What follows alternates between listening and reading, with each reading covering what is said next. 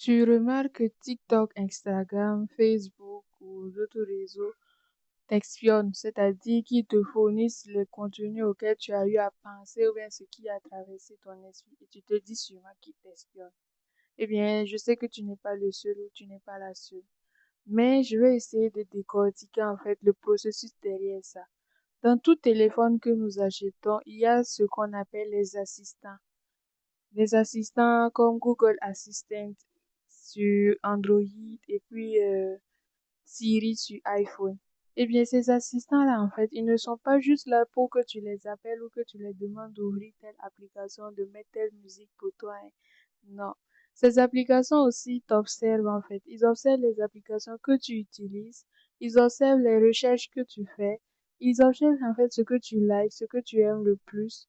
Et ils utilisent ça, en fait, pour prédire ce que tu veux lorsque tu reviens, en fait, sur ton téléphone ou lorsque tu ouvres une application. Donc, ce n'est pas totalement de l'espionnage au micro comme certains le pensent. Par exemple, s'ils ont mis des dispositifs d'écoute, non. C'est tout simplement à travers les assistants qu'ils ont installés là, qui les permettent en fait de recueillir les différentes données obtenues et de maintenant faire des probabilités, des prédictions à travers ça. Donc, si tu veux plus être espionné, si tu en as marre de voir et les différentes applications deviner ce qui est dans ta pensée et tout, il te suffit de restreindre les applications qui ont accès à ta caméra ou à ton micro, également les applications qui ont accès à ta localisation, surtout ça.